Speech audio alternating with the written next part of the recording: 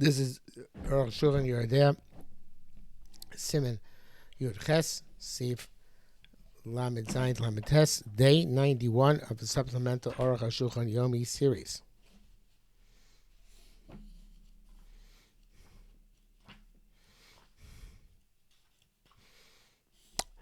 Lamed Zayin.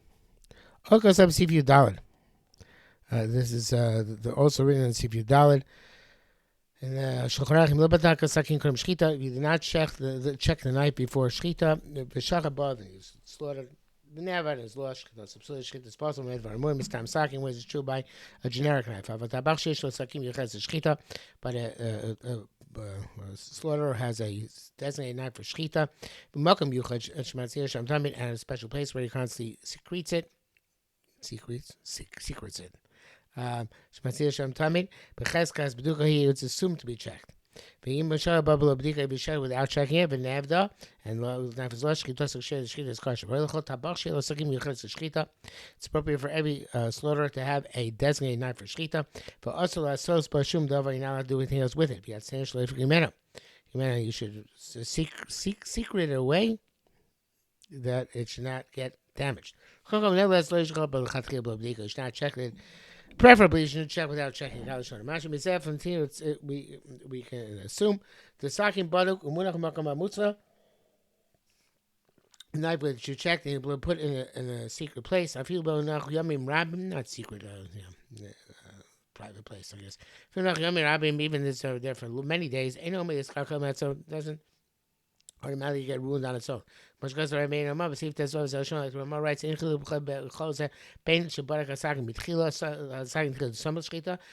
check the knife prior to shchita, immediately before the shchita, or was assumed to be checked initially, you didn't check it right before you checked it. I feel like nevertheless is called a check knife. He didn't distinguish between whether it's a short time before or a long time before. Those who said the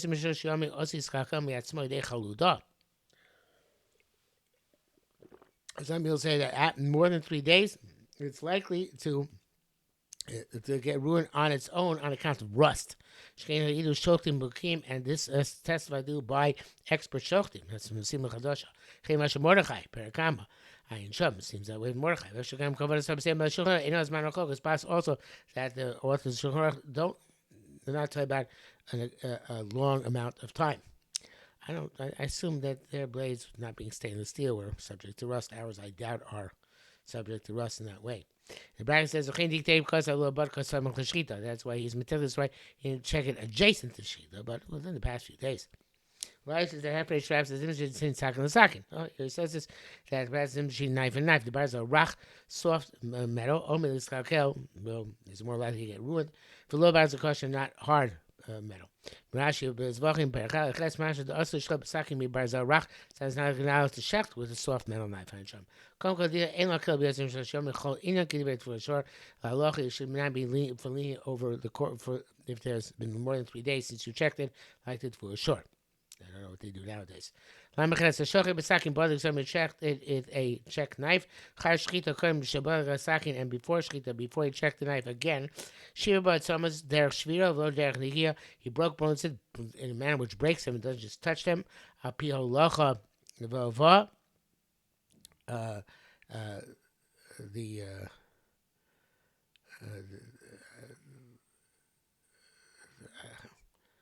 have no idea what he means by that.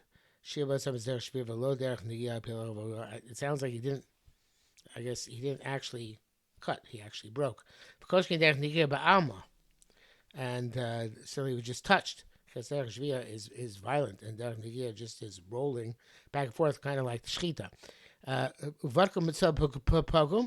And then he checked it, and he found it was pogum shchita sukshera. I'm not sure where the coach cane is. I don't understand what the coach cane is.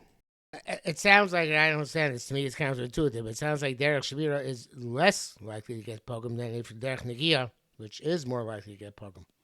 That's what it sounds like here. I don't understand it, but that's what he's saying. Again, if you broke it derech shvira, like breaking blue derech negia, not by rolling it across, by back and forth motions. Koshkin derech negia, so if you rolled it back and forth, the butt coming in some pogum, and you checked it now and found the knife was damaged, she doesn't share the shechita still kosher. We assume that certainly by the breaking the bones, it became damaged. It's superior than to being lost. So here we have something which we see and to which to connect the damage. Because it's called for us, so we know so that the animal exited its assumption of prohibition by the check which came before the shechita. Anything similar, what definitely can cause damage, such as it fell on its edge on hard ground. But that specifically saw that fell on its edge. But on a case of doubt, we don't know how it fell. We don't assume to say it fell on the edge. They say the suffix is not enough to remove the animal from its assumption of prohibition. We don't know definitively with what was shech lebeter. Because the check before the shechita became weakened, damaged, unstable. Because the knife is damaged in front of us. There's nothing clear cut in which to link its damage. If the animal has not yet exited the assumption of prohibition which had while it was alive. Clarified touching the backbone in and of itself is not sufficient to make it likely to be damaged. But if you hit the knife on the backbone, certainly if you broke with your knife the backbone, it seems logical. The body program is certainly damages. It's like any other bone. Rashi this is the case in Rashi Daf Yud. The Raknikia, the etzem freckles low pug only touching the backbone doesn't do damage. Is not more likely to cause damage than touching the hide, but not if you hit the backbone. Mordechai also writes about Maisa with the story.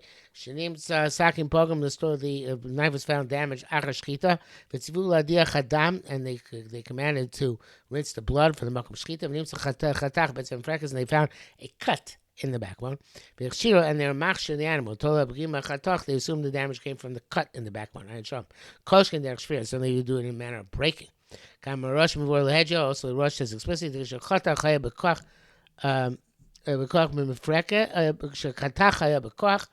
when the cut was with strength in the backbone. So we assume that's what damaged knife. So you did a manner which breaks the bone. It's true that there are poskim who seem to say that we don't assume any problems have been caused by the backbone, but they are a minority negative individuals. Negative rabbim, material opposite the larger amount of poskim, which permit it. And our senses testify that this mifrekas will damage the knife. Says that we should be astonished that the Beis says who writes as follows: if you broke the backbone, even in a manner of breaking, we don't assume that that's what damaged the knife because it's soft. Why is he inclined to be stringent over the majority of poskim? And he's already been complained against by all the great achronim. And they permit such the scenarios where the bone is found to be broken. We see with our own senses that it's a hard bone. Like all bones in the body. Except for, I guess, the exceptionally hard bones of the hands and the legs, the forelegs and the back hind legs. The Gemara permits it, the knife, when you use it to cut bones, no matter what kind of bones.